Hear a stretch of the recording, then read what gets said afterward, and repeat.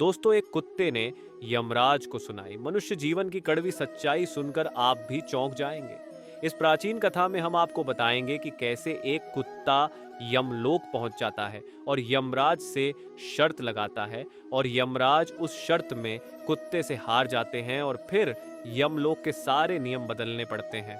इस कथा में हम जानेंगे भगवान विष्णु ने यमराज को मनुष्य जीवन के संबंध में कौन सा महत्वपूर्ण ज्ञान दिया है। तो चलिए दोस्तों, आपका समय बर्बाद न करके कथा को शुरुआत करते हैं। दोस्तों, प्राचीन काल में मध्य देश में एक अत्यंत शोभायमान नगरी थी। उस नगरी में एक धनवान सेठ रहता था। वह उस सेठ के पास एक लाल रंग का कुत्ता होता है। वह सेठ बहुत लालची और कपटी स्वभाव का होता है, किंतु वह भगवान विष्णु का परम भक्त होता है। वह हमेशा अपने इष्ट देव भगवान विष्णु की पूजा आराधना करता रहता था। फिर एक दिन उस सेठ की भक्ति से प्रसन्न होकर भगवान विष्णु उससे मिलने के लिए पधारते हैं और उसे दर्शन देते हैं और कहते हैं, हे वत्स, मैं तुम्हारी भक्ति से अत्यधिक प्रसन्न हूँ। मांगो, तुम्हें जो भी वर चाहिए, तुम्हारी जो भी इच्छा और मनोकामना है, मैं अवश्य पूर्ण करूँगा। वह सेठ भगवान विष्णु से कहता है, हे प्रभु, मैं आपके दर्शन करके धन्य हुआ। प्रभु, मुझे कुछ नहीं चाहिए, मेरे पास आपका दिया हुआ सब कुछ है। फिर वह सेठ एक सादा कागज निकालता है और भगवान विष्णु से कहता है, हे प्रभु, आप इस कागज पर अपने दस्तखत कर दीजिए ताकि मैं दुनिया के लोगों को भगवान के होने का सबूत दिखा सकूं। आजकल दुनिया में कोई यह मानना ही नहीं चाहता है कि भगवान है। फिर भगवान ने कहा, ठीक है वत्स, लाओ मैं तुम्हारे कागज पर दस्तखत कर देता हूँ। इतना कहकर भगवान विष्णु उस सेठ के कागज पर दस्तखत कर देते हैं और अंतर ध्यान हो जाते हैं। फिर वह सेठ उस कागज को हमेशा अपनी जेब में ही डालकर रखता था ताकि वह दूसरों को भगवान के होने का सबूत दिखा सके। फिर कुछ दिनों बाद उस सेठ का वह कुत्ता मर जाता है, जिससे वह सेठ बहुत ही दुखी हो जाता है। सेठ का कुत्ता मृत्यु के बाद यमलोक में जाने लगता है। फिर यमलोक पहुंचने के बाद वह कुत्ता यमराज के सामने आकर खड़ा हो जाता है। यमराज उस कुत्ते का लेखा जोखा निकालते हैं और कहते हैं, हे श्वान, तुमने तो पशु का जन्म पाकर भी कोई पाप नहीं किया है। तुमने हमेशा अपने मालिक के साथ वफादारी की है, कभी किसी पशु पक्षी आदि प्राणियों को कष्ट नहीं दिया है। तुमने अपने सभी काम बड़े ईमानदारी के साथ किए हैं। हे श्वान, एक कुत्ते का जन्म पाकर भी तुमने कोई भी घृणित कार्य नहीं किए हैं, इसीलिए तुम्हारे सभी जन्मों के पाप अब नष्ट हो चुके हैं। हे श्वान, अब तुम बताओ, तुम किस लोक में जाना चाहते हो? तुम जहां चाहोगे वहां तुम्हें भेजा जाएगा। तुम जिस प्राणी का जन्म चाहते हो वह जन्म भी तुम्हें दिया जाएगा।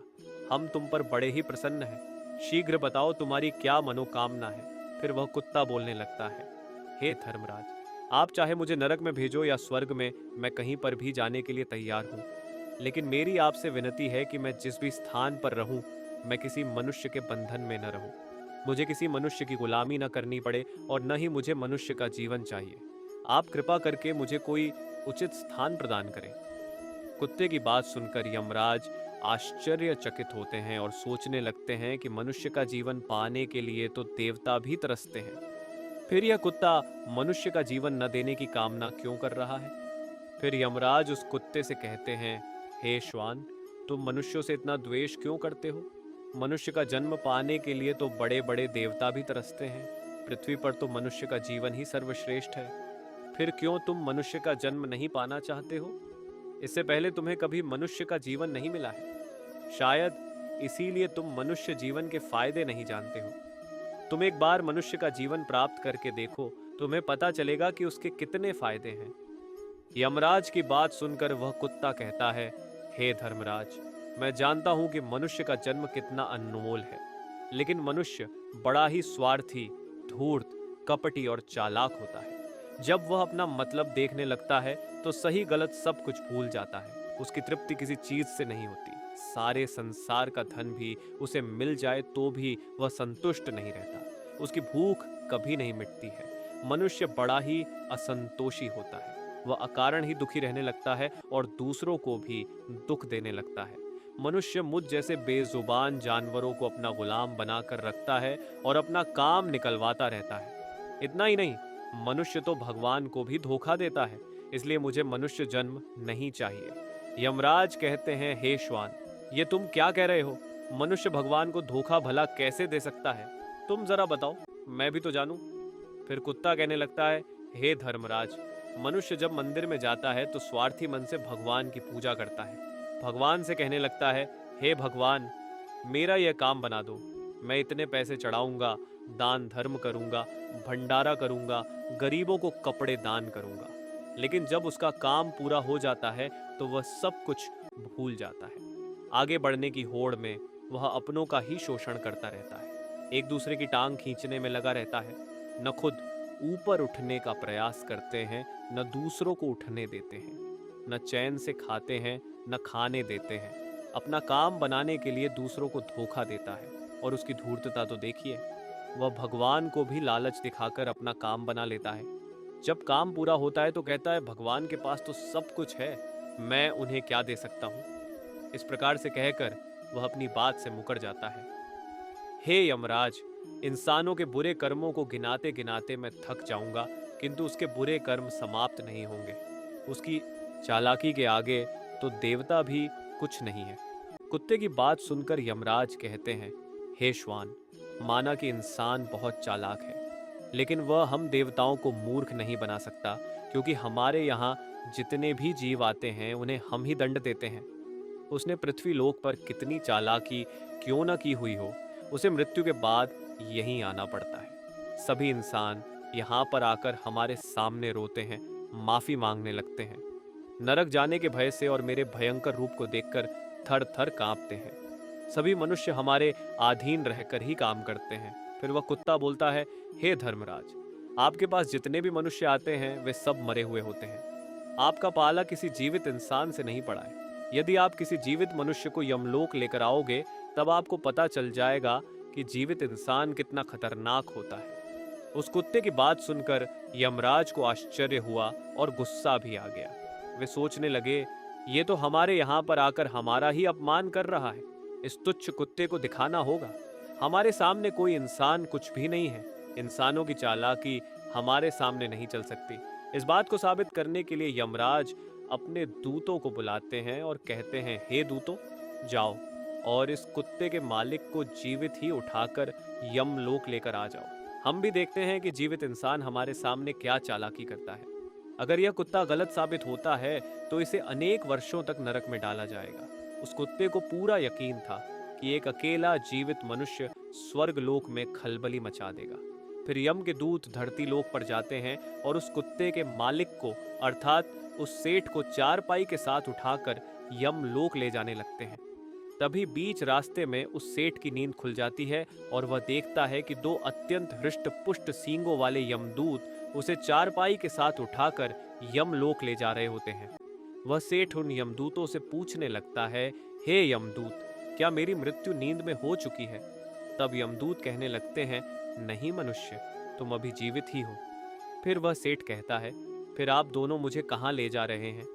मैंने कौन सा पाप किया है?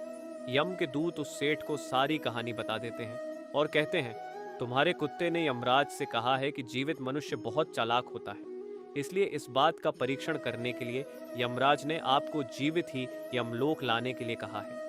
उस सेठ को पूरी बात समझ में आती है और वह कुछ देर तक सोचने लगता है और फिर तुरंत उसकी जेब में रखा हुआ वह कागज निकालता है जिस पर भगवान विष्णु ने दस्तखत किए हुए होते हैं। वह उस कागज पर कुछ लिख देता है और फिर से कागज को अपनी जेब में रख लेता है। यमदूत उस सेठ को लेकर यमराज के दरबार में उपस्थित हो जाते हैं। उस सेठ को देखते ही यमराज जोर जोर से हंसने लगते हैं और सोचने लगते हैं, ये तुच्छ मनुष्य भला मेरा क्या बिगाड़ पाएगा। फिर वह सेठ जाकर यमराज के सामने खड़ा हो जाता है और अपनी जेब से वह कागज निकालकर यमराज को देता है। जब यमराज उस कागज को खोलकर पढ़ने लगते हैं तो वे तुरंत ही सिंहासन से उठकर खड़े हो जाते हैं और उस सेठ को सिंहासन पर बिठाकर खुद उसके स्थान पर खड़े हो जाते हैं, जिसे देखकर यमराज के सभी दूत चौंक जाते हैं। सोचने लगते हैं, यमराज ये क्या कर रहे हैं? एक मानव को अपने सिंहासन पर बिठा रहे हैं। ये जरूर कोई पहुंचा हुआ इंसान लगता है। वह सेठ अब यमपुरी का राजा बन जाता है। यमराज भी उसका आदेश मानने के लिए विवश हो जाते हैं। फिर वह सेठ सिंहासन पर बैठते ही यमलोक के सभी कानून बदल देता है और यमराज को ही यमलोक के द्वार का पहरेदार बना देता है। फिर वह सेठ सोचने लगता है, जब मैं मर जाऊंगा तो मुझे भी यहाँ पर आना पड़ेगा और मेरे पाप कर्मों के कारण मुझे भी नरक में डाला जाएगा। इसलिए उस सेठ ने नरक में पड़े सभी प्राणियों को स्वर्ग में डालने का आदेश दिया और नरक का द्वार हमेशा के लिए बंद कर दिया। और फिर सभी यमदूतों को आदेश दिया कि आज के बाद किसी भी प्राणी को नरक में नहीं डाला जाएगा, सभी प्राणियों को स्वर्ग में ही भेजा जाए। सेठ के इस आदेश को सुनकर स्वर्गलोक में खलबली मच गई। सभी देवता हैरान हो गए, लेकिन वे कर भी क्या सकते थे। आदेश यमलोक के राजा ने दिया था, इसलिए चुपचाप सभी उसका पालन करने लगे। स्वर्गलोक का संतुलन पूरी तरह से बिगड़ गया। धीरे धीरे स्वर्गलोक में जीवों की भीड़ बढ़ने लगी, जिनकी सेवा करके स्वर्गलोक के कर्मचारी और अप्सराएं परेशान होने लगे और सोचने लगे इतने सारे जीवों की सेवा कैसे कर पाएंगे। उधर वह कुत्ता सोचने लगा, यमराज को जीवित मनुष्य को यमलोक में लाना कितना महंगा पड़ गया। सेठ जी ने सब कुछ बदल दिया है, आखिर ऐसा कैसे हुआ। फिर वह कुत्ता अपने सेठ के पास गया और पूछने लगा, सेठ जी, आपने ये सब कैसे किया? अब तो आप यमलोक के राजा बन गए हैं, अब मैं सारे जीवन आपका दास बनकर रहूंगा। कृपया आप मुझे बताइए कि आपने ये सब कैसे किया। तब उस सेठ ने धीरे से उस कुत्ते के कान में कहा, जब मुझे पता चला कि मुझे जीवित ही यमलोक ले जाया जा रहा है, तो मैंने भगवान विष्णु के दस्तखत किए हुए कागज पर यह लिख दिया कि जिस जीवित मनुष्य को यमराज यमलोक बुला रहे हैं, उसे यमलोक का राजा बना दिया जाए। यही मेरा आदेश है। उस कागज पर भगवान विष्णु के दस्तखत देखकर यमराज को लगा कि यह भगवान विष्णु का ही आदेश है, तो उन्होंने बिना विचार किए ही मुझे यमलोक का राजा बना दिया। सेठ की बात सुनकर वह कुत्ता बहुत खुश हुआ और सोचने लगा, इंसानी दिमाग चाहे जहां भी रहे खुराफात तो करेगा ही। इधर यमलोक का ऐसा हाल देखकर सभी देवता भगवान विष्णु से मिलने के लिए वैकुंठ चले गए और उन्हें सारी बात बता दी। देवताओं की सहायता करने के लिए भगवान विष्णु तुरंत ही यमपुरी में आ गए, तो उन्होंने देखा कि यमराज यमलोक के द्वार पर पहरा दे रहे हैं। फिर यमराज के सिंहासन पर कौन बैठा है? भगवान विष्णु को देखते ही यमराज उनसे प्रार्थना करने लगे और कहने लगे, हे प्रभु, आपकी यह लीला बड़ी ही विचित्र है। धरती के एक साधारण मनुष्य को आपने यमलोक का राजा बना दिया और मुझे पहरेदार। भगवान विष्णु यमराज से कहते हैं, हे धर्मराज, ये मैंने नहीं किया है, ये तो मनुष्य के चालाक दिमाग का कमाल है। यदि तुम जीवित मनुष्य को यमलोक लेकर आओगे तो यही होगा। इसीलिए मैंने मृत्यु के बाद ही मनुष्य को यमलोक लाने का आदेश दिया था, ताकि मनुष्य के सभी दोष और स्वभाव शरीर के साथ नष्ट हो जाएं और केवल उसकी आत्मा ही यमलोक में प्रस्थान करे। किंतु आप तो एक जीते जागते मनुष्य को ही यमलोक उठाकर लेकर आए। यमराज से इतना कहकर भगवान विष्णु आगे बढ़े। फिर जब उस सेठ ने भगवान विष्णु को आते हुए देखा तो वह तुरंत यमराज के सिंहासन से उठकर खड़ा हो गया और बोलने लगा, हे प्रभु, मुझे क्षमा करो। मैंने अपने कुत्ते को नरक में जाने से बचाने के लिए और मनुष्य की बुद्धि का बल दिखाने के लिए ही ऐसा किया। मैं आपके द्वारा दिए गए वरदान का दुरुपयोग नहीं करना चाहता था। हे प्रभु, मैं आपके दर्शन करके धन्य हो गया। अब मुझे किसी चीज की अभिलाषा नहीं है। फिर भगवान विष्णु मुस्कुराए और उन्होंने उस सेठ को क्षमा कर दिया। फिर वह सेठ धरती लोक पर लौट गया। भगवान विष्णु ने भी यमराज को फिर से यमलोक की गद्दी पर बिठा दिया और वे भी वैकुंठ लोक लौट गए। यमराज फिर से अपने सिंहासन पर बैठ गए। तब वह कुत्ता यमराज से कहने लगा, हे धर्मराज, देखिए, आपने जीवित मनुष्य की चालाकी एक जीवित मनुष्य क्या क्या कर सकता है, इसलिए मैं मनुष्य नहीं बनना चाहता। मनुष्य जब स्वार्थी बन जाता है तो वह अंधा हो जाता है, उसे दोस्त परिवार दिखना बंद हो जाते हैं। लालच में वह धर्म को भी भुला देता है और अनिष्ट कार्य करने लगता है। जब तक वह शास्त्र अनुसार कर्म करता है तभी तक सुखी रहता है, और जब धर्म से विमुख हो जाता है तो क्लेश और बीमारियां उसे घेर लेती हैं और उसका पतन हो जाता है। फिर यमराज उस कुत्ते को क्षमा कर देते हैं, उसे स्वर्ग में भेज देते हैं और यमलोक के बदले हुए कानूनों को फिर से सही कर देते हैं। तो दोस्तों, इस प्रकार से एक कुत्ते ने यमराज को मनुष्य के जीवन की सच्चाई बताई है। ये कथा आपको कैसी लगी कमेंट करके जरूर बताएं। अगर ये जानकारी अच्छी लगी तो वीडियो को लाइक जरूर करें और कमेंट में जय श्री कृष्ण जरूर लिखें। साथ ही चैनल को सब्सक्राइब करें।